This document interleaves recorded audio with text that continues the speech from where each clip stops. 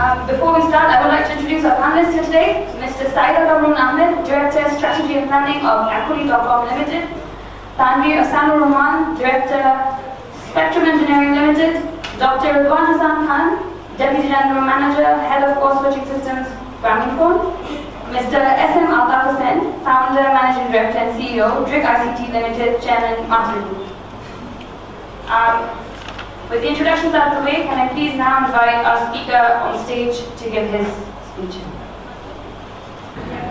Alright, hello and welcome to my session on technical leadership. I'm Tanzim Saqib. I work at Microsoft Bangladesh as a technical evangelist and head of development division. I also am the worthy of Microsoft Most Valuable Professional. And sorry about the interruption previously. So let's go ahead and move on to the next slide. So before we begin, I'd like to tell a few things about the session because whatever we are going to cover today are not from textbook. These are all from my personal experience, and there's actually no single bullet or silver bullet to address all the leadership issues across the technical world. So you have to take my presentation as is and apply as you see fit. So it's not really a very comprehensive, elaborated guidance in terms of technical leadership. So, but there are two things that I would like to achieve today in this session is that to give you an example, to give you a brief overview of the what it is to be a technical leader and what are the traits and qualities that you may have to exercise in order to become a better technical leader as well as to become a next technical leader. And also instill a mindset that will transform you into from a very average engineer to a technical leader. And what is technical leadership? Technical leadership is the quality that brings technical expertise on the table as well as help your organization or the team to achieve more. It's an inspirational and energizing quality that the leaders exercise. And leaders can come in various shapes and sizes. They could be inside your company, outside your company. It could be in your positions, titles. For example, lead engineer, team lead. It could be even outside the company, like technical community leaders, and also some assumed role inside the company. For example, someone who is so technically sound and have the leadership qualities that your team members already accept him as the team leader, although he or she wasn't appointed as a team leader. So the tech leaders that we often talk about are these guys, Bill Gates, Mark Zuckerberg, Elon Musk, Steve Jobs and whatnot. So Steve Jobs was not actually a real coder. I mean, he has come with a ton of devices and technologies that are still benefiting the world. But these technologies, he had evolved himself, he taught himself into certain human being the qualities that he had exercised, knowingly or unknowingly, willingly or unwillingly, that made him a leader. And that's why he is also considered a tech leader. And what are the differences, key differences and similarities between management and leadership? Because certainly the people that we have just seen the names of, they are all at the top management. They are all CEO or CEOs. But what sets them apart in the context of leadership? So if you take a look at the management side of this slide, management are actually more into controlling the environment and work practices. They are more into administering and maintaining, keeping track of the projects, tasks, deadlines, etc. and so on. And it's a formal authority, and most of the times subordinates really have not so many choices in terms of how and what they can do and when. On the other hand, leaders are actually empowering. They inspire people, they energize the team, they lead by example with innovation, and they also make a relationship with his or her teammates or within the company with trust. And also the followers do not have to really obey the leaders because they accept the leader by their belief. And it mostly depends on personal charisma. And the leaders are actually very proactive people because they create, they make, they break things so that others can learn from it. So there's another distinction between managers and leaders is that managers can be created. You can give him a set of books, and he or she can learn all the rules and strictly follow, adhere to those rules and practice that can make someone a manager. But a leader, you cannot give him a certain principles and a blue book so that he can or she can follow every rule and just strictly follow these and practice. It won't happen. So there are certain traits, certain qualities that he or she has to maintain, nurture himself or her within herself, so that she or he can become a better leader in the future. But on the other hand, there are some leaders who are actually by-born leaders. They didn't have to have any training, teaching, nothing. They were always leaders, probably since day one. We do not know. For example, Steve Jobs. So, but there's a similarity between management and leadership is that both of them have some qualities, some interchangeable qualities. For example, management, a manager also has to be a leader. I mean, only following the rules and tight deadlines will not work. He has to take leadership role in many times. And even within a leader, he or she has to follow a ton of management skills as well, because being a charismatic person and technically sound individual does not guarantee success of a team or of a project. Just to illustrate the point, I don't mean to offend anyone, but here's the difference between probably a manager and a leader. I'm probably not the best person to love managers, because for some reasons I think they add a lot of overhead, and they also demand for more managers, and eventually the company becomes a managerial company. I personally do not like that sort of dynamics in a company, but that's just my opinion, so hands up.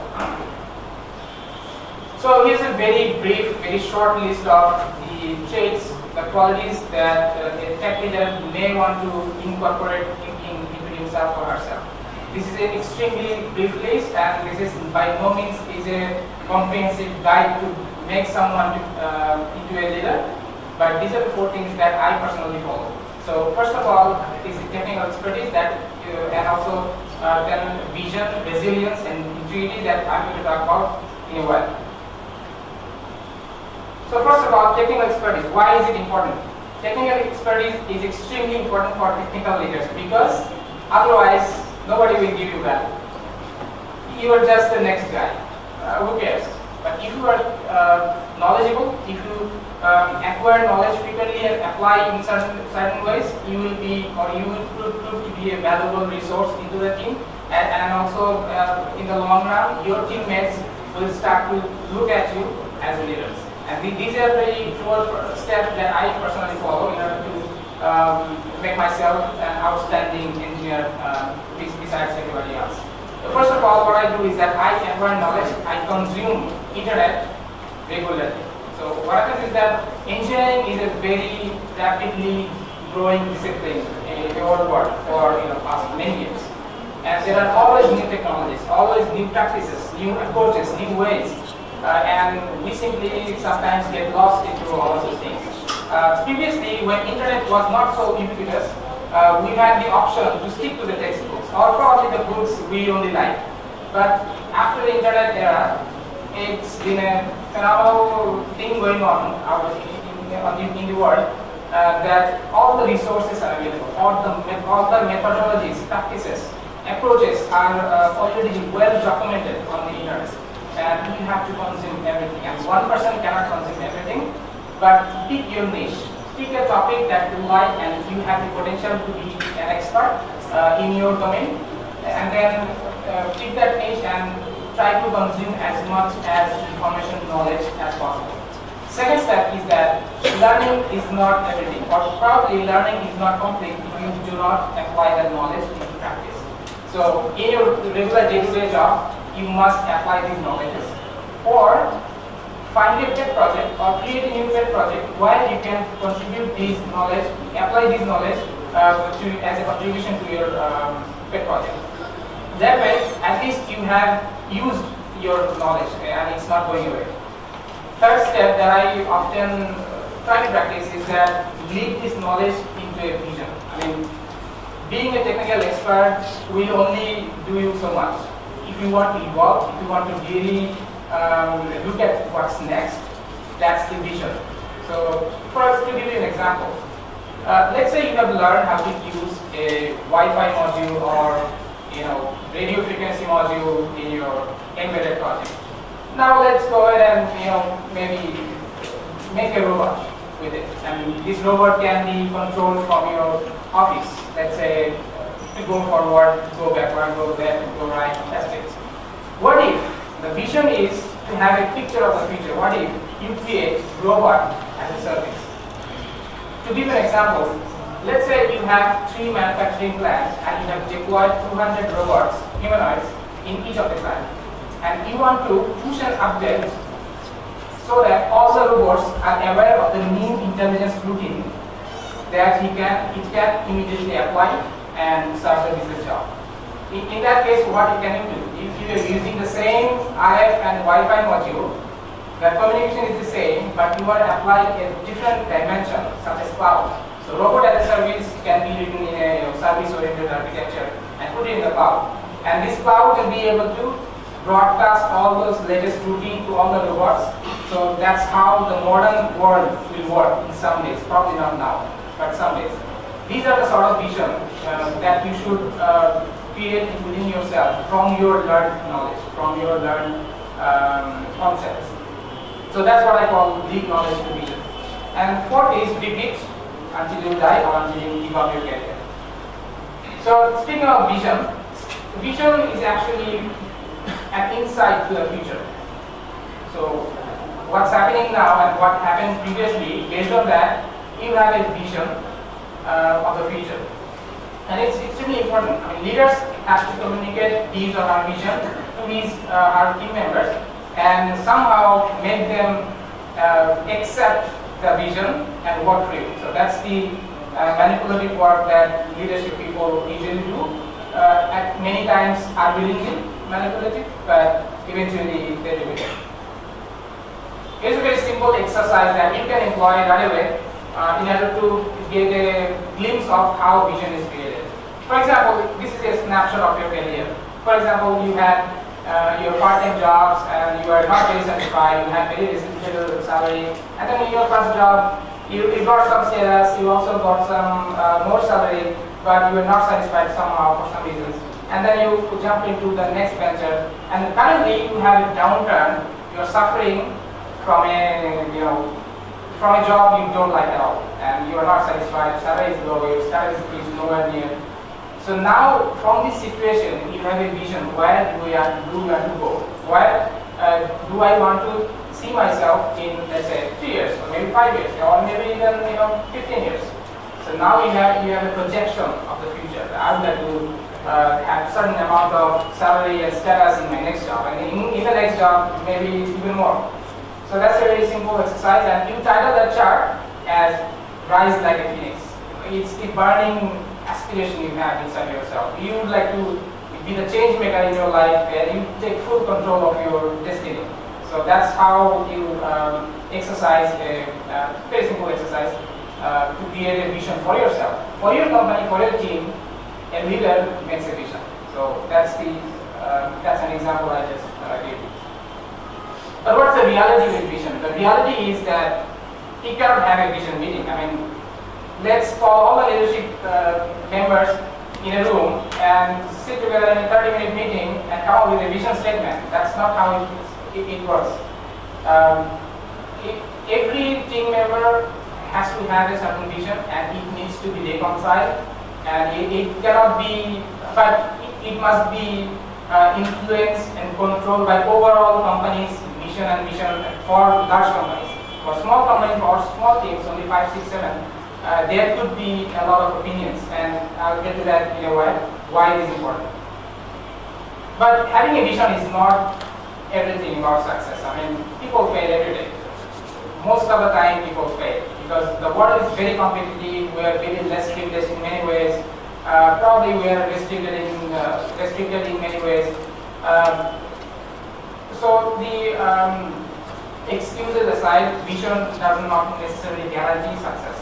But the way how leaders react to those challenges, react to those failures, is the way how they were made leaders. For example, Bill Gates, he had failed many times. Let's say Google, they have failed in many ways, many times. Even Steve Jobs had failed for a really long time, but that did not stop them to have a vision of the future and re-architect, re-energize themselves along with the team in order to make a really great line of products and services to the world. Just to give you an example, so Bill Gates said in 1980, like 35 years ago, that he had a vision of a computer on every desk in every home. And the reality is, we have more than, probably one or more than one computers in everyone's pocket right now. So, in 35 years, the vision has become reality, and also it has gone so powerfully magnified, we can easily understand the power of vision. Another thing that I would like to talk about is the resilience. I mean, a leader does not play by the book. A leader has to deal with the changes. So changes are inevitable and it will happen. But how do you deal with the change is the quality of resilience. So various ways changes can happen. For example, you work with, let's say, Raspberry Pi for Linux, and your company says no. From the next day you have to use Raspberry Pi for Windows. For example, you are a .NET expert, but your team or your company has said, no, you have to be working on Python from next week or from the next project. So how do you deal with that? Because you already have built your expertise around certain technology, around certain platform. So how do you become a resilient leader in the event of changes? I'm sorry to interrupt you, sir. Just to let you know, since you faced some technical difficulty at the beginning, we'll be awarding an extra 5 minutes. So you still have 5 minutes left to go. Right, thank you. So, but if there's any change, you should embrace those changes. You should not resist anything that is not justified. For example, if certain technology is more suitable to a certain project, you should not resist just because you are not familiar with that technology or stack. And also try to embrace changes, because that way you will learn a lot. Changing himself or herself is very important quality and distinguished ability, which will evolve you into a very improved person. And also switch gears if needed. If you really want to work on .NET and your boss wants you to be a Pythonista, perhaps try to switch teams, work with your manager and whatnot. And if it really doesn't work, try to switch cars. So I mean that by that I mean that try to switch companies. If I do not recommend that, but if that's really what you want. Anyway, so last quality that one should exercise is that integrity. So integrity actually promotes trustworthiness and also reliability. You must have to be honest. You must have to be honest to yourself, to your manager, to your company, to your team at all times, because you are an exemplary person and people are looking at you, people are following you. Every little detail they are looking at you. It's like raising a baby. Your baby is always following you no matter what. So probably not exactly the same, but you get the idea. So that's why it is also important that the decision that you make is ethical or not. And the best way to respect all sorts of regulations is to ask yourself whether the decision you are taking was going to be beneficial to you or applicable to you if you were the head of the company. For example, you want 10 licenses of certain software and it would cost a lot of money for a company, but how much benefit are you getting out of it? Is that a really ethical decision or not? Just to give you an example. And also, the related question is that can direct leaders be grown? So there are a lot of systematic approaches out there online. You can go ahead and study. There are many principles, but I'm going to talk about a certain principle, which is called principle-centered technical leadership. It doesn't have to be a very comprehensive and fine practice, but this is an example of how you can structureize your training, your personal training. First of all, begin with security. Security it's actually meant self-security. It's not something to counter against a threat or something. It's just increasing your own code. To give you an example, a balloon cannot go up unless and until there's a hydrogen in it. So it's the hydrogen that makes you go up. It's not the balloon. The balloon has no capacity at all. So we are all equal human beings with the equal opportunities perhaps. But what makes you stand out is the worth that you create inside yourself. So that's the security part. And then guidance. The people we mix with, for example, relatives, friends, siblings, colleagues, partners, bosses, we should learn from everybody, from all directions of our life. And wisdom is the sense of balance that will help us to create, to mix knowledge, our self-worth, and also other people's opinion, as I've discussed in the guidance part, and make a really nice balance in order for us to empower ourselves, which is the next phase, to act on our knowledge and wisdom, which is the courage. So we have knowledge, we have feedback from others, wisdom to balance everything, and courage to act. And here's a very brief execution plan following that principle. If you want to follow, you can. So you have to continuously coach yourself. You have to be a better person, then better ethics. You should be open to feedback. You should have goal-setting soft skills and whatnot. You have to also excel in relationships and interaction with others, and also get job done not only by yourself in a silo, but also embracing everybody else around you. And also build the teams aligned with your vision. A few other aspects to, we are already at the end of our presentation. So to begin with the last section, I'd like to talk about mentorship, which is one of the most important mission, I would say, for a technical leader. Technical leader must create new leaders to replace him so that he can go up. Right? So helping others does not necessarily mean that you are going down or you are becoming less competent and you are facing a great competition ahead. That's not true. It's the way to empower others and fill up your work so that you can go up. And also it gives an individual opportunity to really understand and learn from someone very closely who are very successful. So we've almost reached the end of our time, and I will request you to. Yeah, I'd like to have 2 minutes more. Sure. So what is it like to have lead a high performance team? This is completely my observation and my way of doing things. As I said, that I work in various different settings.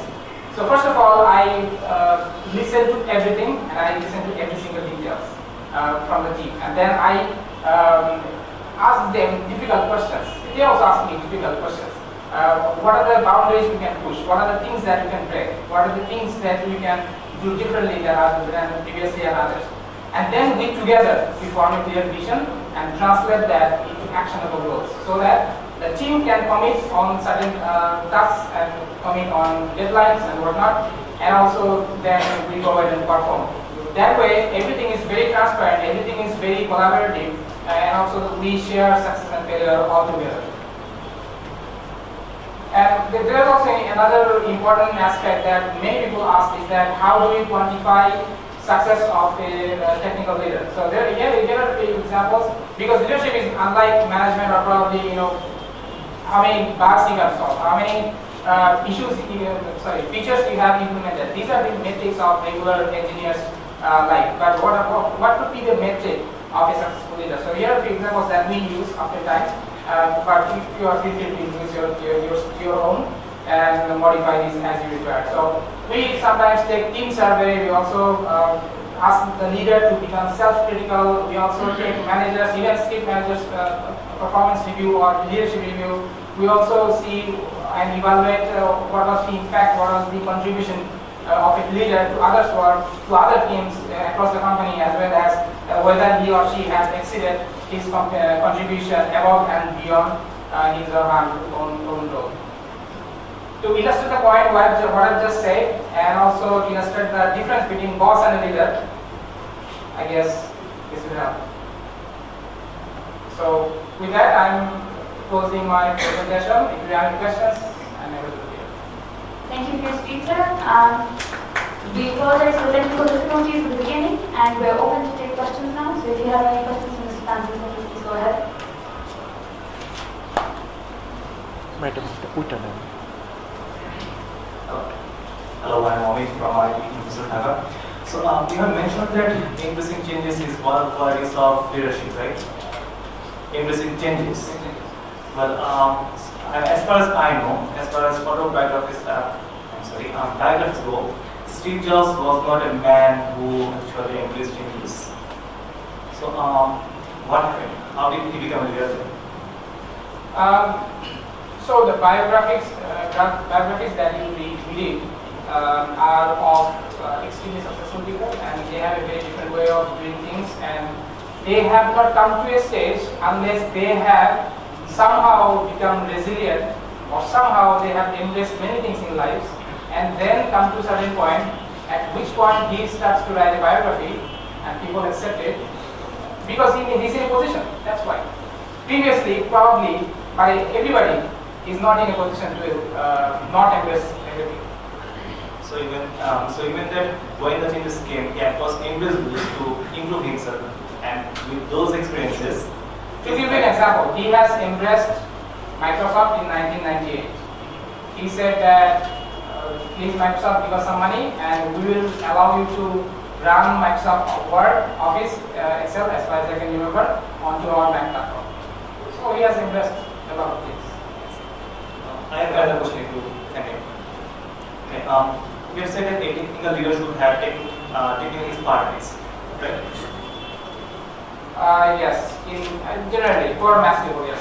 But by technical expertise, the architectural knowledge, for example, MVC is a concept, but instead of idea about MVC is strictly technical knowledge related to specifically one technology.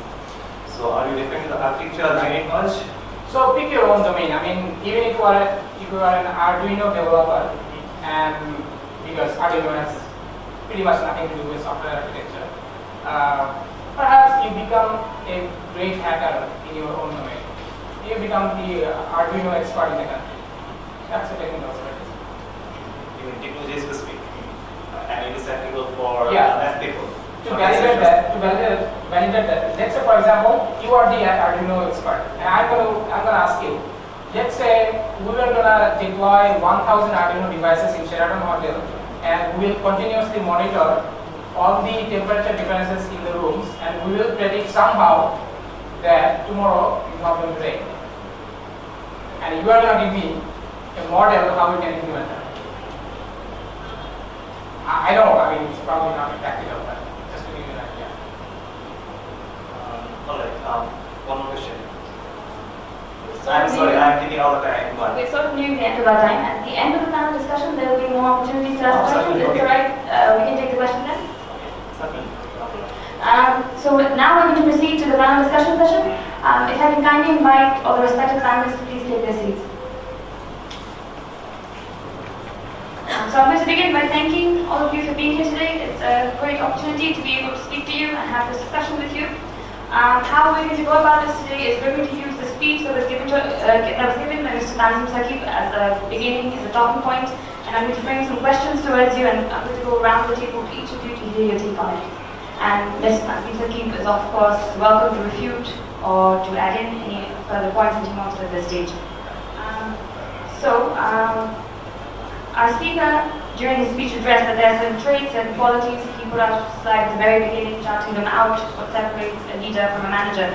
And so my first question to the panel would be, do you agree with all these traits, or do you have more traits that you want to add to this, and if so, what are they? Can I start with Mr. Rahman first?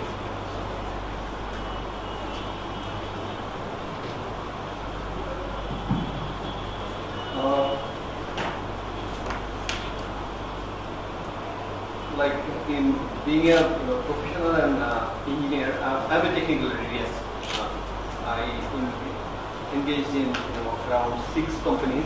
One of them is retail. Being a technical leader is, it's after like I'm in a position I'm in, it's more than a technical leader. Like it's a part of management also. What happens is, technical leadership, I want to add to the presentation one point, that is, decision making is, time is a very important factor.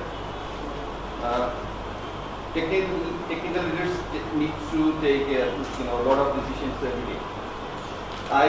What I do, or what I need, I encourage my immediate subordinate leaders to do. That is, like, take the decisions quickly, whether it is right or wrong. Time is money, and it is more so for the institutions or businesses to run.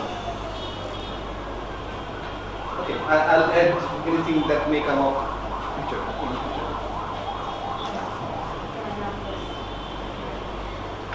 Thank you. Very good presentation, but what I'm going to talk about here is purely from my heart, purely from my experience, because what are the attributes you need to be a good leader? You can just Google it up. I don't think I need to discuss those in details, but what I can share is what I have faced. I work in Bangladesh market, and I think some of you might have plans to become a technical leader in this ecosystem. So what are the challenges you might face? What sort of thinking, what sort of approaches you need to take? Those things I can discuss. What I've seen in the last 10 years working with technical, I have managed technical software development teams. I was involved with a company which used to do offshore software development, which is to outsource. Now it's not a very, it sounds very small, but we started it, we were one of the pioneers. So we used to, we have to work with multicultural companies from Europe, from USA, and I think a technical leader, in terms of, he or she needs to understand the customer's point of view first. Suppose you are developing a software, and I've seen people in my team, they fight about, or they debate about how good my coding is, how good the architecture is. Those are, of course, very important points. But at the same time, you need to address, are you delivering what the customer requested? So what are the specifications? So you think from a customer point of view. You're using a software, suppose simple, you're using a software which is used in maybe ACI, some development software for detergent manufacturing. So what you need to understand is what ACI wanted from you, what sort of reports they wanted, what they want the software to do, how they want the software to behave, how they want the software to look like. Because your objective is to make their life easy. Your objective is to sell your product so that your customers get the output, they are happy. So that is the mindset that you need to have first and foremost. And then you have to be very good at communication. I think we are improving. 10, 15 years back, our technical engineers were not very inclined. They were very happy working within their own team. But now you have to work with cross-functional teams in your own company, with other customers. You need to be you need to be very well conversant. And at the same time, you have to make your customer understand very complicated things in a very simple language. So we can talk about terms, technical specification, which might not mean anything to the customer. And that's not of any use. You have to learn the skills, how to talk to other team members who are not technical so that they understand. Some of the other traits, I think conflict resolution, because in technical groups, ego is a big issue. I don't know if you have faced that, where they're all very experts, they all think I'm right, I know the best. So when you work with high-performing teams, handling egos and handling the politics is a very big issue. So you need to be very good at those people skills. Finally, you need to love your work, you need to be passionate, and you need to incline your career thoughts with the company's vision. So I faced this problem once.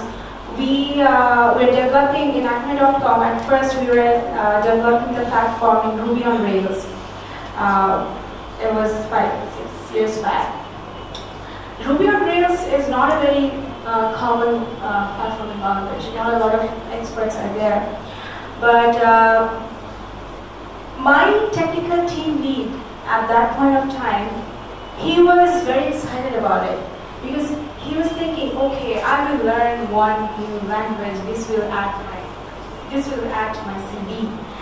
But what he did not think is that after 5-7 years, or maybe in 2-3 years, I need to expand my team. I need to grow. Will I get enough experts, team members for this? So we eventually had to move from that platform because I think experts are not that available on Ruby on Rails.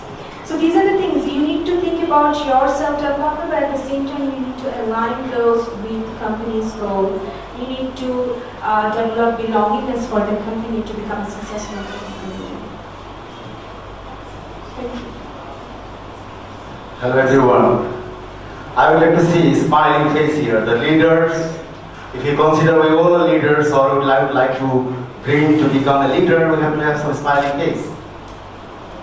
Now, could we have a smiling face?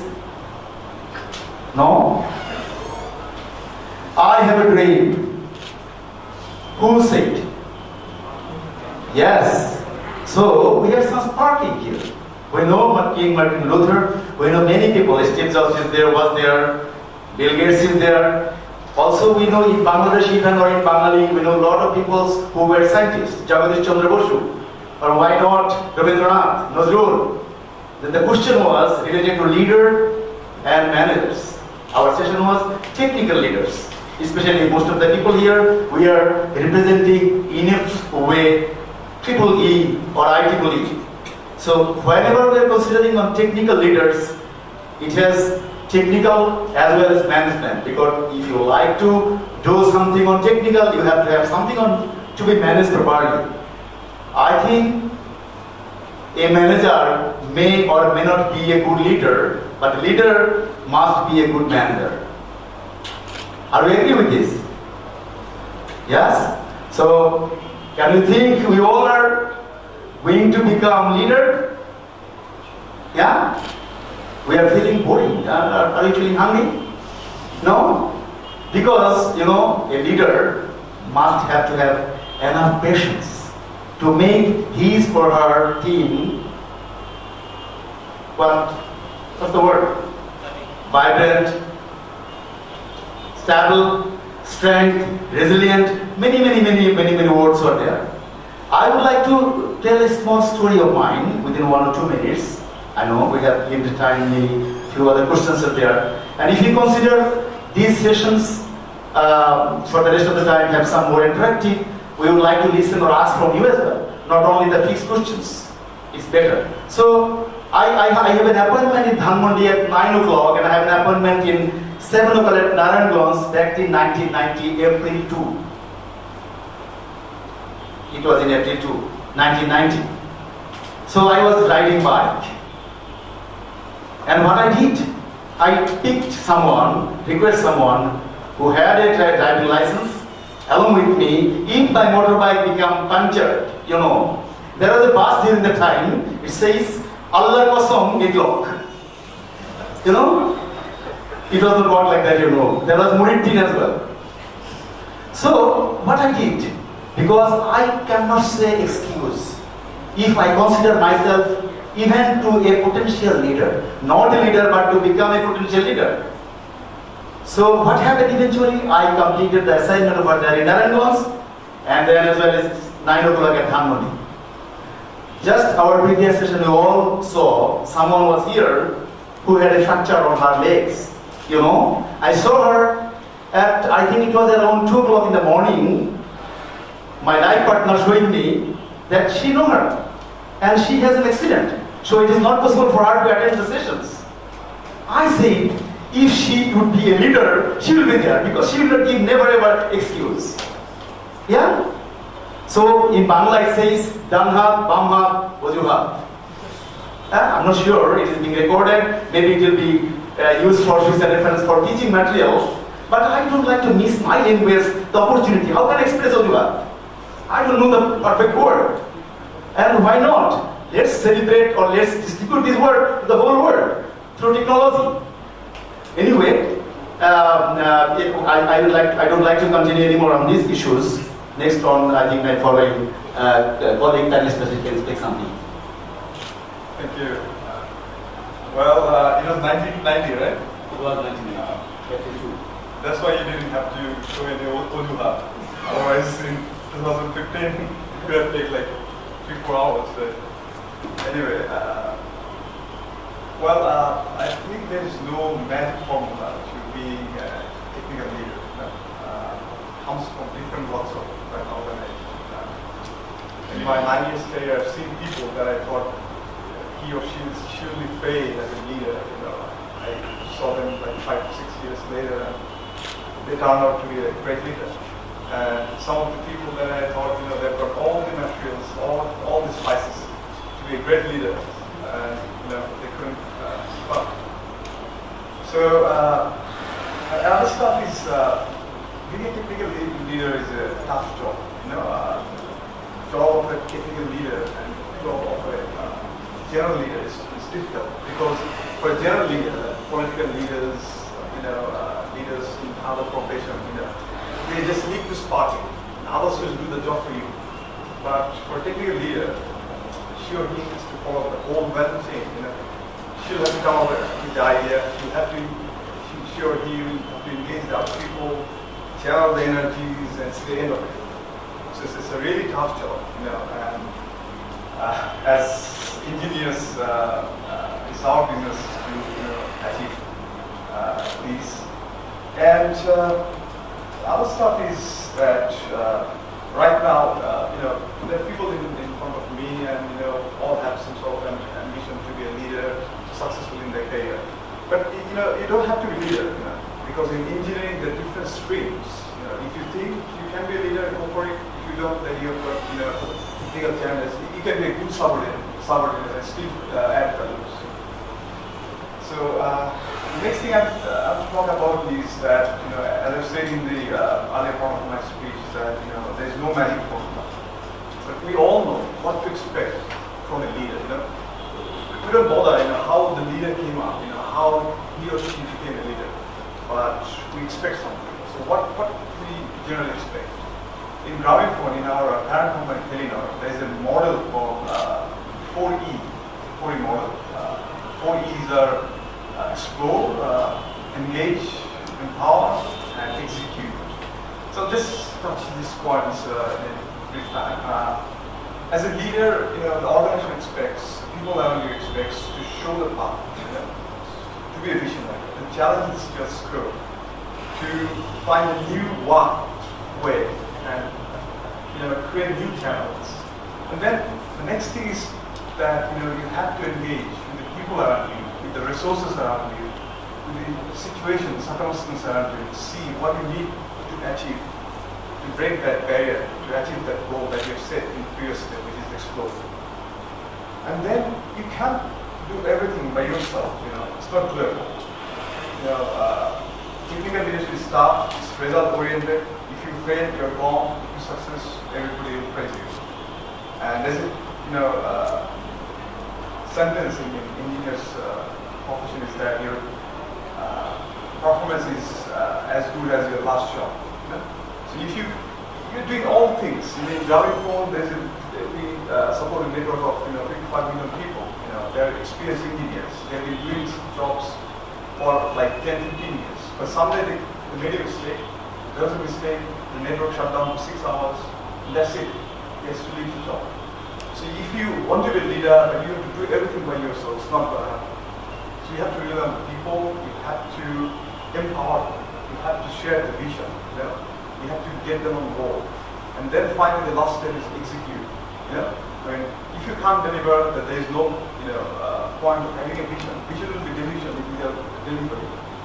So we have to execute. We have to rehabilitate in which stage you are in that process. You have to reset your targets, review your performance, and then you have to see the end of it. So in Telenor model, explore, engage, empower, and engage. And that's the expectation that I think we expect from a technical leader. And you give everything, whatever you have to be a leader. Two things is very important. One, you have to keep an open mind. You have to embrace changes. And you have to listen a lot. And next thing is that you have to be very, sociable person. You have to communicate with the people around you. If you cannot get them on board, you will not be able to complete the mission. So that's the two things of a leader. A leader who wants to be a leader needs to exercise this kind of. To follow up on that, I think a lot of the traits have been mentioned, for example, and the anecdote that you said, which was that you met people about 5 years ago that did not sort of look like leaders, but then in the end they managed to actually take on leadership roles. And would you say that leadership traits are inherent, or they are grown, or they're developed? Because certain traits, for example, Ms. Ahmed mentioned you have to be well conversed, and that sounds like something that you could practice, but then Mr. Hussain mentioned something that sounded more like patience, which is more intrinsic. So which is the Well, of course, some traits that we carry in our DNAs, but we need platforms, we need circumstances. As Mr. Arthur said that, you need a platform, you need to be a manager to be a leader. You can't just be a leader. It's a little bit cool that I'm the leader, so you have to follow me. It's not the usual process of being a technical leader. So you need a platform, and then you grow yourself leader. And how you grow yourself as a leader? You seize the opportunities. You prepare yourself, you see an opportunity, you step up, you take the challenge. If you don't go for it, you don't get the platform and you don't get to be a leader. So, we have to be ready to seize an opportunity. And there's another stuff that I have to talk about is that, latent potential, dormant potential. Sometimes we devalue our traits. We think that we're not a friendly person, low self-esteem, and almost sort of thing. So if we grab the opportunity, if we give it a shot, then we can actually re-evaluate ourselves and we'll understand our strengths and weaknesses. That is the things that will help us to be a leader. Can I interrupt in the discussion? You can ask questions now. Can we hold the questions to the end, please? Because we will have a little bit of time allotted towards the end for you to actually ask the questions. So we will go around the table now, and then in the end, in the last 10 minutes, we can take a question. Do you want to say something? I think if we have an open discussion among the panel, in different ways we can express and spend or utilize our time, maybe for a few minutes, a couple of half an hour or an hour. Spontaneously what we are talking, like when we are speaking, I don't know what I will be talking. In general, suddenly I realized why I was talking on the story of motorbike, because I didn't know the word contingency planning. I didn't know the word backup systems. I didn't know the word tier 1, tier 2, tier 3 systems. But the person was there just to carry the motorbike. I will fly away, even by running, using my foot, and will try to be in the place at Dhanmondi at right time, without knowing even management, the project management or engineering systems. So whenever we consider ourselves to becoming leader or even great leader, the first things we must have to have some knowledge or information. And the information era, or the word used, the internet era, we have unlimited opportunity to learn what a leader could do. He or she can then either invent or recode it, doing a recoding in his or her brain. I don't like to use the word DNA. It's so complicated, I don't understand the word. But if you really like to do, it is possible. It is there. I had watched dozens of video only on DNA. I know many people have experience. But a leader, like whenever we are talking on a great leader during this decade, couple of decades, Steve Jobs. I know this is a very much well-known name. Bill Gates is there as well. And whenever we are talking Malala, is it a creating things or is being creating a leader?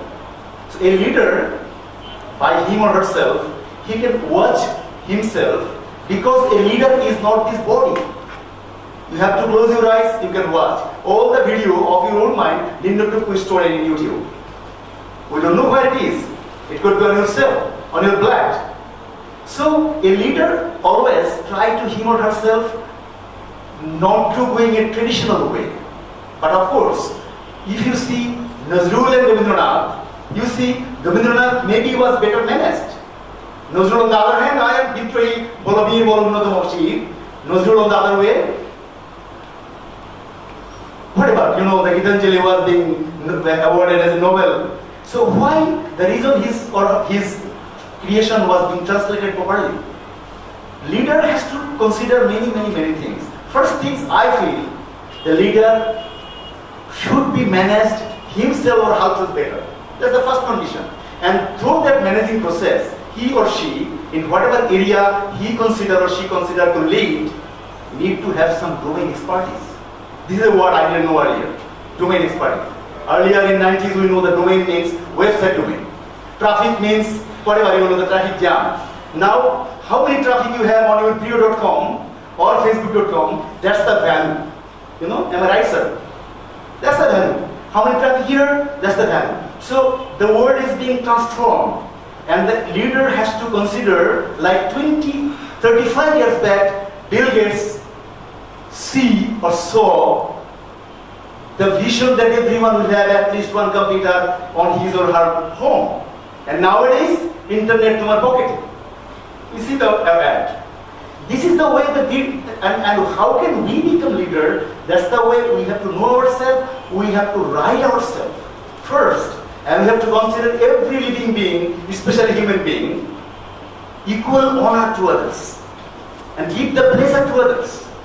If a leader and a manager consider themselves manager in the first stage, and then to become a leader, then maybe a great leader. Why? That's why IEEE says advancing technology for humanity. So a leader must be concerned very much on humanity, well-being for any and all living being. Thank you. Thank you so much. Would the other panelists like to weigh in, or should we proceed? Okay. In that case, since we've already touched on a lot of topics that are sort of soft skills at this point, but from what I know, all of you come from very technical backgrounds. Most of you have an engineering education.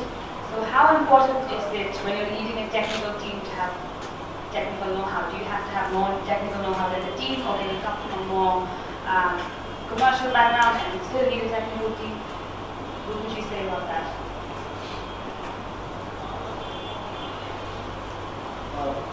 Like in this world, when it's a certain sizable business, it's not a small company, it's a sizable company with a lot of technologies happening here and there in your company, then you cannot be top of everything.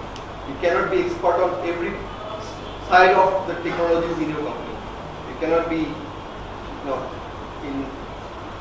you have a life, you have a passion, that's fine. You work on certain things and you become expert on things, that is okay. But when you are a leader of a versatile technical team with several sub-departments or sections or things like that, you cannot be expert on it. You engage experts, passionate people on different departments, make them leaders for those departments, but you have to have a total understanding of what is happening so that some expert cannot push you in wrong directions. Maybe certain technology you have to choose. Some passionate guy you will try to push his expertise or something like that. But you have to be aware of the your business interest. Business understanding is critical here, and the things our speaker told us that there is awareness of what is happening in the world with the internet and things like that. It's easy compared to lot more easier than where we were in 1995-96. It's easy. You know where we are going, where our business are going. You don't have to be the expert of everything, but you have to have a total understanding of where your business is going. What you have to do. I agree with what Mr. Tanvir has mentioned. You don't have, as we mentioned, you don't have to be an expert at everything. Like, I don't understand all the technical aspects that are being done by all my technical staff and on a day-to-day basis. But what I need to understand is the impact of the decisions, technology decisions that my team leaders take on my business. So suppose if I talk with two different experts from two different domains, everyone's going to push their own domain because he's comfortable with that. He's comfortable working with that technology.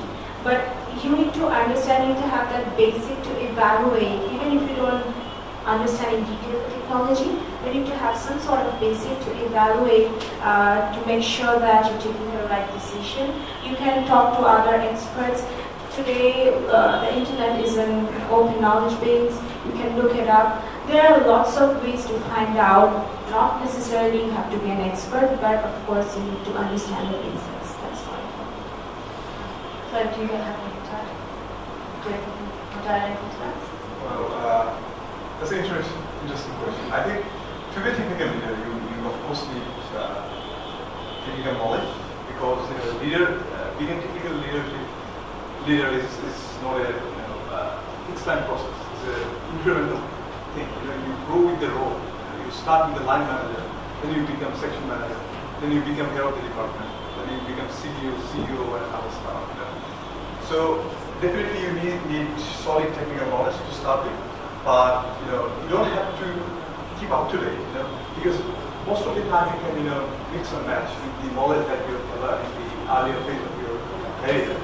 If you have a logical mind, if you're smart, getting technical knowledge is not a big deal. If you know C++, it's very easy to get to Java and other programming knowledge. But the interesting thing is, to be a great leader, to be a great technical leader, you have to be a visionary. You have to see the vision. You have to think at least few years ahead of your peers. For example, if you go top of this floor, you'll see the school. If you go beyond, you'll see this campus. If you go further beyond, you'll see the data city, and further beyond, Bangladesh, the whole world. But you not only need to go in one dimension, you have to think in other dimensions. You have to see the future, what it will look like, what the data city will look like after 5 years.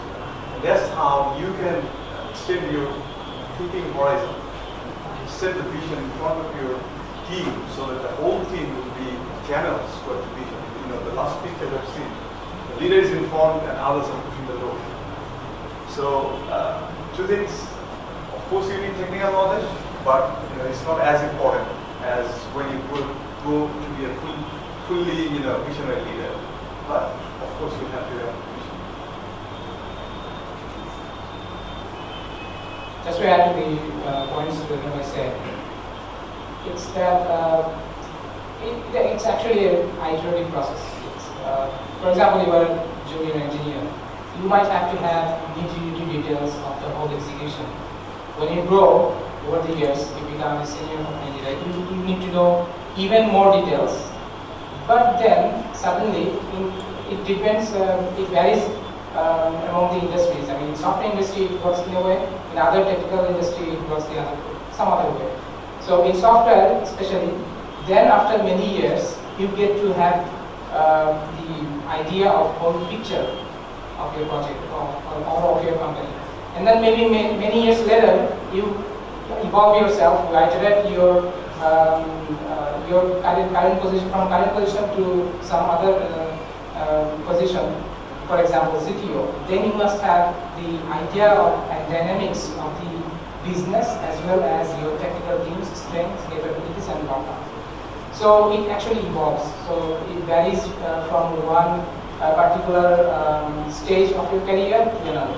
So when you are very senior, perhaps you are Satya Nadella or perhaps you are Bill Gates, you don't have to write C++ code. You don't need to know how VM works, how garbage collection works in a new modern languages, because that's just waste of your time, because you are more capable of adding more values to your business and to the industry, even to the tech industry, than junior experts or maybe senior engineers who are more capable and who are doing day-to-day activities more frequently than you, who can contribute even more to the success of the project. I agree with the statement that one another said, that the leader must have to have some knowledge on technical expertise. But technical knowledge is, expertise is only simple tiny little way of becoming, condition of becoming a leader. The leader need to know the knowledge, but the major quality would be he or she must have some charisma. Someone used the previous presentations, charisma sorts of thing, or aura, you can say something, and you can define the aura. Particular given situations in a project or in a company, you have to have something that you can see further away. Dr. Redwan said earlier that whenever you are changing your dimension in one way, your perspective is changing. So like a team, whenever you are contacting one single employee, you have to have something that if there is any conflict resolution within the project or within the company or within the team, how can you resolve it quicker? So the leader, based on all his or her informations, alongside with better to have technical knowledge to give a motivational space or to give a decisions. That decision must have to have less conflict or zero level of conflict. So the technical knowledge is a precondition, certain level. Like whenever someone was there in Cisco certified, then he see Juniper certification, then he see, okay, I need IBM certifications. Then he see, for me, I was trying to appear for some Solaris examination decades back. No examination was there. So it took more than 3 months for me to bring an exam here and to appear online. So this is the way. You have to have the courage enough. If it is not even there, you try your little best to accommodate things for your colleague, for your team members. That's why the last slide, again I would like to repeat. I salute this slide. It's the one that you bring your colleague or your team member. You are the leader. It is your responsibility to make them an impression that even they feel they have created some frustrations, you are the one who will give them motivations and carry them all together. You will not leave them and go to the top of the mountain alone. Yeah, thank you. So touching on what you said, you have to carry your colleague forward with you to the top of the mountain. You go on the point that Mr. Touched was that mentoring is very important in leadership. The first question that I would like to frame to all of you is that how much mentoring can we actually expect to get in early careers? How much mentoring did all of you from your personal experience find?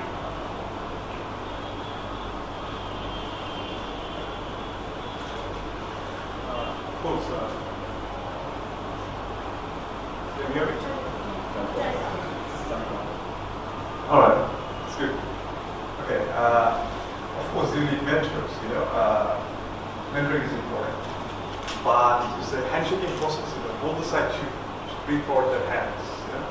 And also, sometimes the mentoring can be, implicit. You see your manager, you see how he conducts himself into that role, and you follow him.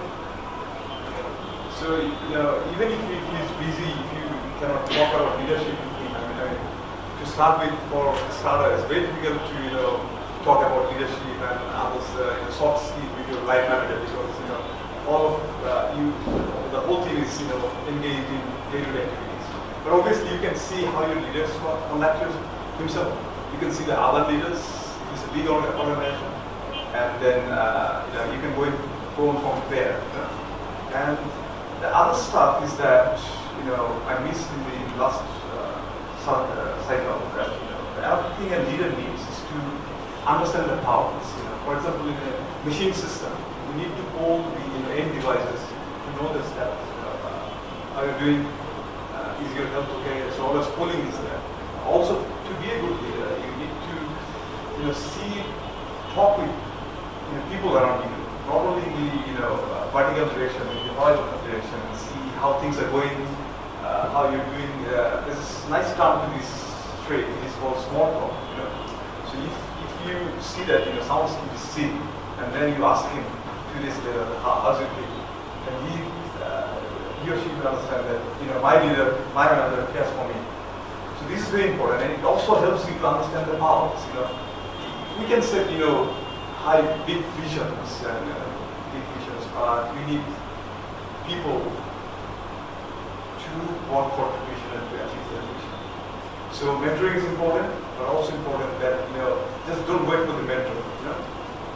you start from yourself. You follow other good leaders, you talk with other people, you extend your horizon 360 degree, and that will help you a lot. I think we need more time, but at least in one word, mentoring is extremely important for a project or a process or a company to run very smoothly with certain growth. But on the other hand, whenever Shredar told that if you don't find as a simple leader or a manager, if you don't think that mentoring is not being done by your superior, you yourself can become a mentor for yourself. And for that process, you just need to follow some process. And on internet you can have, if you just keep Googling, someone says, you will get a lot of hundreds of videos, thousands of millions of videos are there on mentoring. And it's a very buzzword nowadays. Someone says his or her name on social media and mentor, etc. But it's true sometimes. Because mentoring is not a word that you can express it in a word only. It's an environmental situations. Because whenever you close your eyes or open your eyes, you can become mentored from Shakespeare or even Socrates. If you have a playwright out there, if you read it, or if you from your parents. So this is the way. Mentoring is always a process. In general, day-to-day or weekly or monthly mentoring process is a better way to become a good leader in general.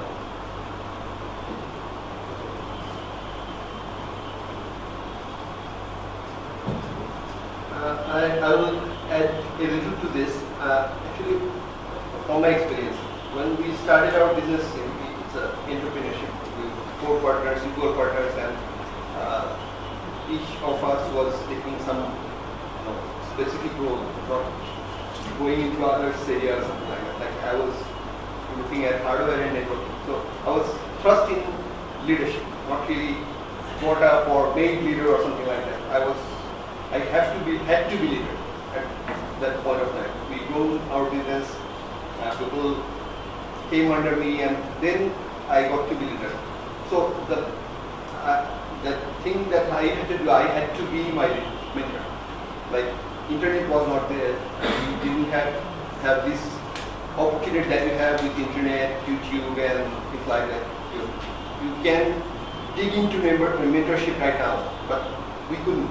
We had to, be passionate to, drive our, I'm a civil engineer, but I had to be leader of a, computer and IT company technical side, and I fit into the truth with, self-motivation. But I'll add a little bit to it. Like when you are, in a job in a bigger whatever company, then it's easier for you to find a mentor there or any outside mentor that you can follow. That is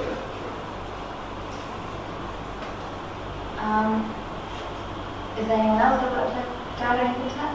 In that case, I think one point that was touched on during the speech or the presentation was decision making, and that's a point also you made, sir, which was decision making is a very key part of leadership. The world is obviously not ideal. In many cases, we have to make decisions that are not always very black and white or partially right. Certain decisions really fall in the gray zone. So when you have a team that you have to lead, and not everyone is on board with your decision, and they have different points of view on the decision that you've taken, how do you get that team motivated? How do you get to stick together? How do you push them forward?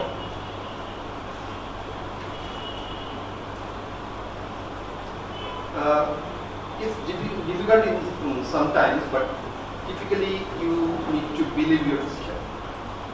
Believe in your decision, like it's right and you believe it, then your voice will be somewhat, louder than the others.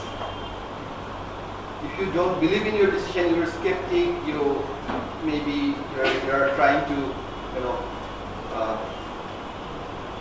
it's an experimental sort of thing, then it is like there are situations when you're skeptic, but typically when it's a big decision, try to believe in your decision, and then you convince others. You have to convince others. What I typically do is try to convince others, but I make them feel that there's always a plan B. So suppose I have 10 members members in my team, they're split in their decisions. 6 members are saying go in this one direction, and other 4 are saying go in this other direction. What I try to say is that, see, I have been working in this situation more years than you have, and I have seen a lot of other issues that come up during implementation when you carry on a decision to its final stage, and I know what sort of challenges that might come. At the same time, I don't know it all, so I'm always open to plan B, and I say to the 14 members, look, let's try this strategy A for this time, maybe a few months, and if it doesn't work and we see that your point of view is more true and you were right, we don't have any issues to embrace change and move to plan B. But in my mind, I normally try to stick to plan A, but just to make them feel good, I'm open. I make them feel that I'm open to their suggestion. Is just we have to take one path right now, and the other paths are not closed for time being. In general, considering a project management process defined by PMI, Project Management Institute, or in various other standards or methodology, you see, if you have something on project charter or you have something a better plan in detail, in most of the decision is being taken earlier on black and white. But situation arise throughout the process or throughout the project or throughout the completion of the big work. And in that situations, it's better for me, in general, what's common practice I do normally, I would like to see or even to learn from the team first.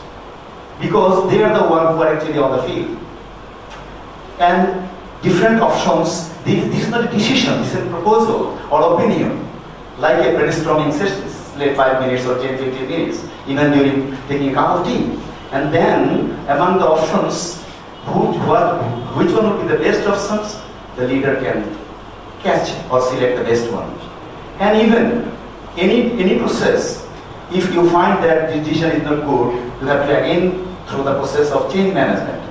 So, in general, decision support system for an organization might have there for automated organizations.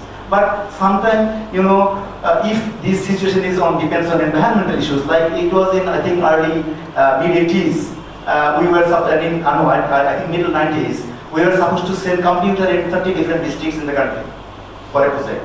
I was involved there. And huge flood was there, so no car transportation was there. So among a small discussion, what we did, we decided to deliver the computer using a big wheel Porul gari, Mohishe gari, in different places where you cannot ride even truck. So this idea was come from a remote people who was in a different district. Because he had the experience and he had some experience on overcoming maybe 88 flood. That's why he can suggest on 1996 that okay, using this transportation card, we can deliver the product during time. So this way, I think that experience is a big thing for taking a quicker decisions. But a great leader always, along with all his information, all his knowledge, along with his experience, he or she can give instantly from his mind, maybe mind from soul or whatever, got a quicker decisions. And that is being expressed. That's why whenever Steve Jobs says, Macintosh or Apple will not never ever use a stylus. Rather, what is happening, we see, all our 10 fingers are stylus. Not only 10 fingers, there are people who are using their legs, So that's really great leader. Well, I mean, if you're in trouble as a leader, this decision, you have to see, what's the problem. I mean, I can see two things can work.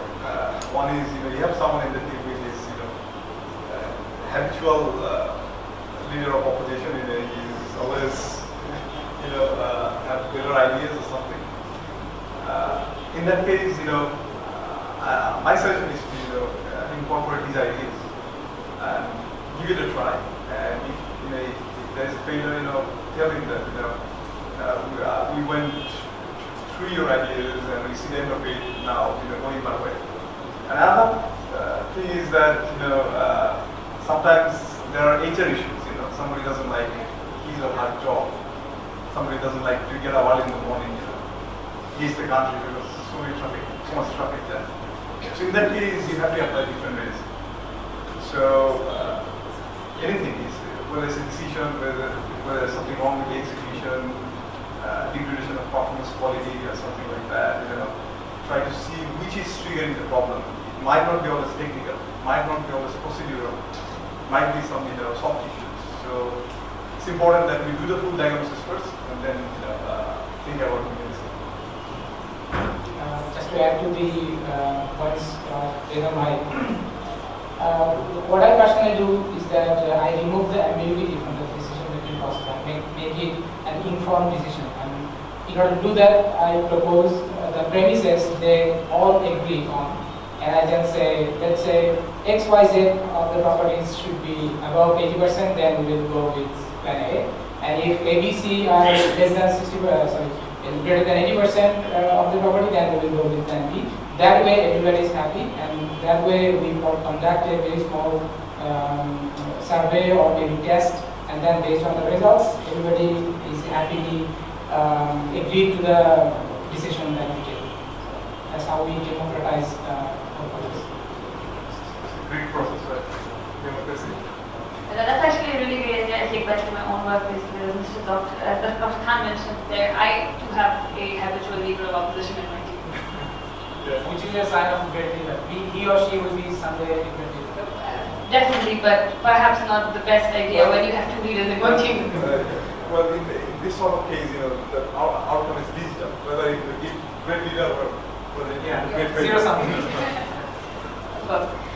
So we're almost at the end of the session. Before we end, I'd like to go back to a slide that Mr. Thakur showed at the beginning, where he charted his career path out, and on top of it, he described it with the phrase, rise like a phoenix. So my question to the panel at the very end is that, would you say this is universal, or do you have your own phrase that you use to describe your own career path, or do you have a particular mantra or motto that sort of drives your head? Mr. Ram, please start with you. Actually, it's a difficult thing to push a model to everybody that fits everybody. It's nothing. It doesn't work like what's that way. I can tell you my case. Like I'm a civil engineer by graduation, but I had an opportunity to work with my little bit senior brothers from the same university. They had started a company, and I joined there, and I was thrust into leadership. That's one. But I had opportunity of civil job also. So it's not luck or anything like that. That I am here with my decision that I didn't take civil engineering as a profession, or I pursued my passion. So it's a and we had to struggle to go up the stairs and come to where I am now and where our company is now. But it was not rising like a phoenix. That much I can tell you. I have one particular motto, which is my employees are actually my customers. Some companies say customers come first, and you need to serve them best. That should be the company's motto. But what I think is, I have a team who are serving my customers. If I cannot keep them motivated, if I cannot keep them happy and agile, they will never give the best service to my customers. So, what I try is মাথায় ঘাড়ে হাত বুলিয়ে কাজ করানো. So, not to scold, not to just push my decisions downwards. I try to make them understand that even if I'm not taking your advice, it's just for the time being. Maybe the next time your advice will be the first one I take. And at the same time, I make sure my employees feel empowered. I like to delegate a lot of responsibilities to them so that they feel they are part of the decision making. They feel this is their company They're not just here executing decisions made for them. So I think that what makes a great team. Well, my motto is that, I try to challenge stuff. I am open to change my course of decision based on the circumstances. My personal experience, I spent 4 years coming home, and then I thought, I could add more values as a researcher, in creative stuff. So I took a decision, finished my PhD, deep consultancy for a couple of years. And then I thought, well, I've seen both of it. And now I need to make a decision. And it's quite interesting, you leave industry, move into academics, and you get back to the industry again. But, my motto is that, it's never late. It's better, late is better than, well, you understand, right? Better late than never. So if you think that, you are not the right person, that's what you're doing, you can always change your decision. Otherwise, if you stuck to that role, and then in the end of your career, when you grow, then you feel that, my whole life is wasted, it's short things. But if you try things and, experience and then make an informed decision, it will at least give you some comfort that it's your life, you took the decision, and you see them. So it's good that never giving up, but it's also important that to understand when to give up. Right? So that's the mode I follow. Actually, I don't have any motto. I didn't have any aim in life. I was supposed to give answering a question on aim in life in a primary school. I didn't, because I didn't have any aim in life. I would like to, whenever I feel okay, I can take my decisions. Maybe 18 or 19 of my ages. Whenever I'm a teenager, I see the present time I would like to enjoy. And I suddenly discovered that in the process, it was in early 80s, I think, that Rabindranath says, "Bhalo mondo jahai ashuk, sotyer elo sahoje." So I see the present time nowadays when we can watch huge videos in different big people's, like the speech on Steve Jobs or Bill Gates or many other people, or even Einstein's video is there as well. The conversation between Einstein and Rabindranath was there. So become flexible for any decisions. Become of anything prejudice on your mind. Always make flexible, whatever the environment. Because any decision, or even any lecture, or any conversation, this conversation, if you have it in Dhaka, Sarvati Uddhan, that would have a different environment. For the same single questions, would have a different impact, different answer for a different audience. That's why be flexible. I say myself, first thing, let's be prepared to recode always, considering the information and knowledge and the environment, all the living being. Flexible, and flexible. And accommodate the best opportunity, capture the best opportunity with your internal spirit. Thank you.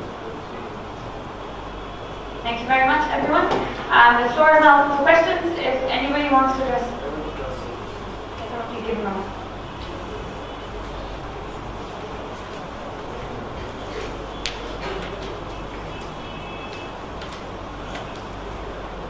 I want to forget the question. To respond, otherwise I wanted to make interactive this session. So my question is, we have seen from the presentation that there are a lot of attributes for technical leaders. So in an organization there are other leaders.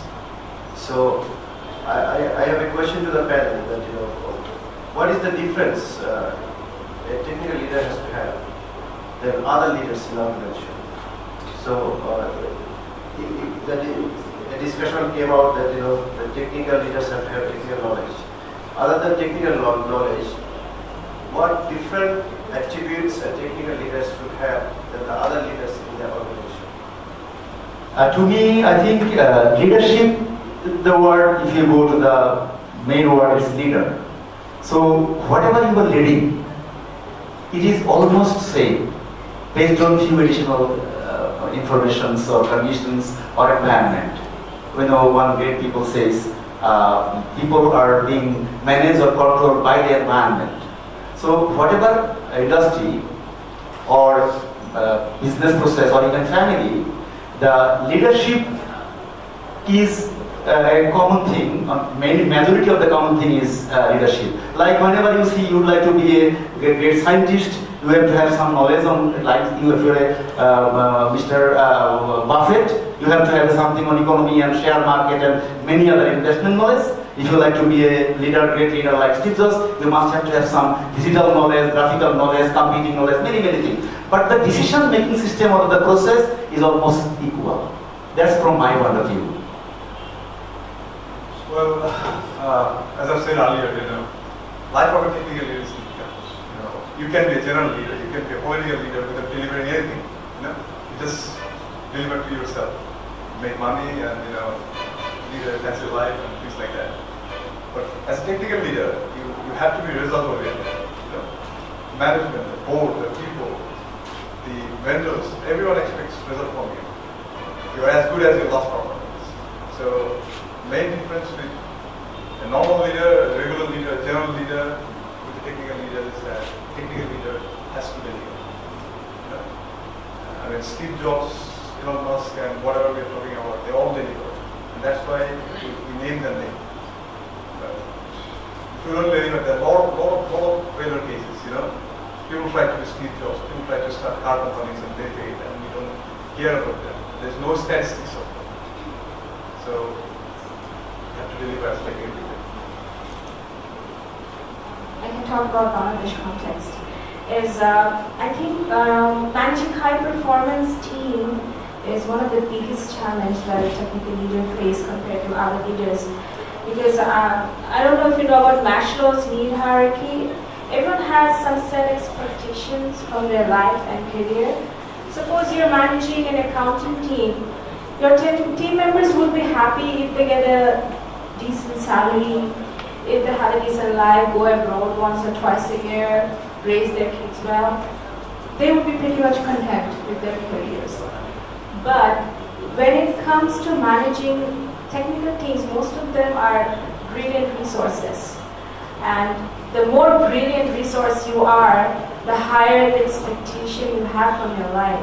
So I have people in my team saying, "Ki develop korche, ki puro to moja nai, I was meant for bigger things. Aro challenge that. Ki bole bin ashbo office, kaj korbo bole chole jabo, ki life ki eta, taka diye amar ki hobe." So things like that, managing them has, like, okay, I am pursuing my PhD. Ekhane ar amar jonno enough challenge. I'm leaving the country.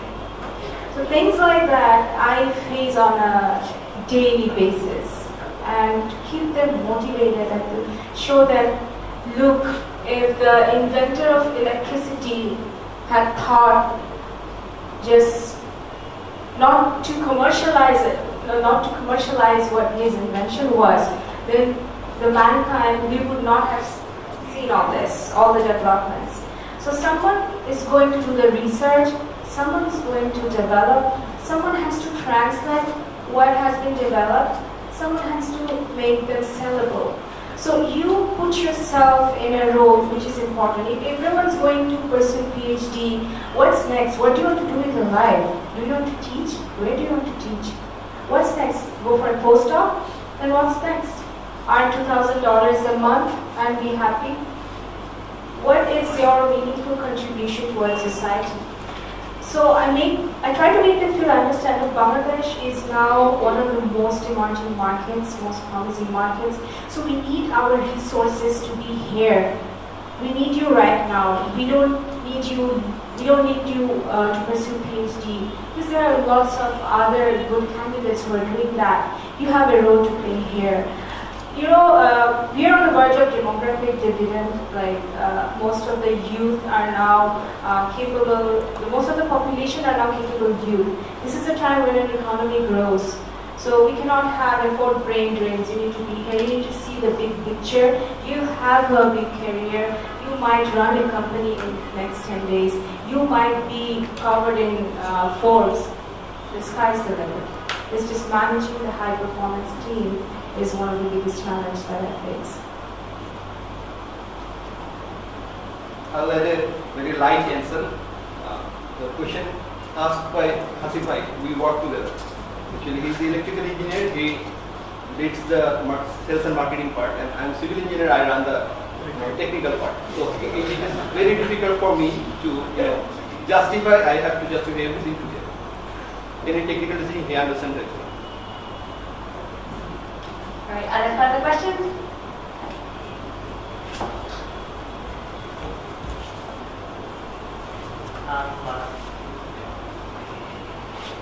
Is it possible to lead a leader? I mean, if yes, then what should be the primary considerations? Because every leader has some visions, and if a leader is on top of another leader, maybe there is some conflict for the visions. So is it possible? If possible, then what should be the considerations to lead or motivate a leader? Because the leader on top might need to motivate the leader just following him. Okay, I would like to answer that. Well, I think I'm the right guy to answer this because I live in a culture where there are so many leaders, potential leaders, dormant leaders there, and there's only one spotlight, and you cannot put two people on that. They're always pushing and shoving. So, but obviously, as Kamala told that, is the challenge to lead a team. So many young, smart, ambitious people. They all want to be speakers. So you have to, it's your duty as a leader of the leaders to understand, to make them understand that the job you're doing is not the job that you'll be doing for the rest of your life. It's a phase. It's a segment of your career, and there can be only one boss in a team. So make them understand that really in the early phase, and give them a vision. It's a small vision that you grow yourself as a leader. I'll empower you. I'll give you more tasks. I'll delegate more tasks, and I'll develop you. So it will be a partnership. And if you're capable enough, then I'll lead the way for you. If there is no way, I'll let you go. I'll give you a recommendation. I'll give you references. And I've seen that. I've seen two people growing up together and one making position for the other because he truly knows that he's the most deserving candidate to them. And trust me, the guy who sacrificed for his subordinate never loses. Because the world is too big. There are many companies, there are many roles. If you're capable enough, you'll find your way. As a leader, you have to have that sort of mentality, sacrifice mentality, fairness. Like the guy in the slide that so showing the direction and pulling them all together at the same time. Thanks. Thanks, sir. We're actually near the end of our time, so we must recess into a lunch break. Before I do that, I would like to invite Mr. Shihab to come on stage and conclude the session, please. Just so that the panel will be available during lunch break to take your personal questions. Thank you, Paramati.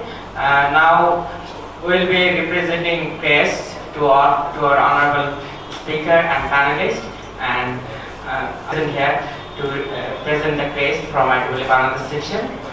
And we have a short announcement that we'll be having a very special interactive session for the participants at the end of the event, which will be elaborated after the CREST distribution.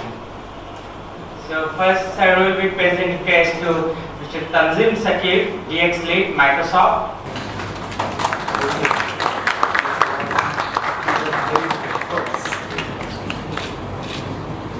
Then we'll be presenting to Dr. Redwan Hassan Khan, Deputy General Manager and Head of Core Switching System, Grameenphone.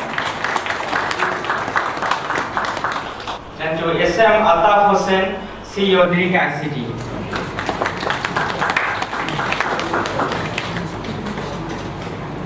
And then to Sayyidat Kamrun Ahmed, Director of Strategy and Planning, Akuni.com. And Tanveer Ehsanur Rahman, Director of Spectrum Engineering Limited. Then to Pramiti Alom, our Honorable Moderator for this session. I am requesting the speakers to be seated in the seat. We'll be taking some photographs, and in the meantime Nasim will be speaking elaborately about the interactive session. We will be having an interactive session after the third session, that is technical management, after the third session of our today's program. So that will be more likely a case study, that the knowledge you are getting throughout the whole day. So you will be divided into several teams. So the team will be divided during the next session. So after the session will end at around 4. So around 4 to 4:20 there will be a tea break. So at the break you will be interacting with your team members, as the team will be divided by 4. So that 20 minute you will be starting the case with your team members, and after that we will be having a session. Each team will get 10 minutes to study the case or to describe what they have come up to with the problem. So this will be the process, and regarding any question you can contact me. Thank you.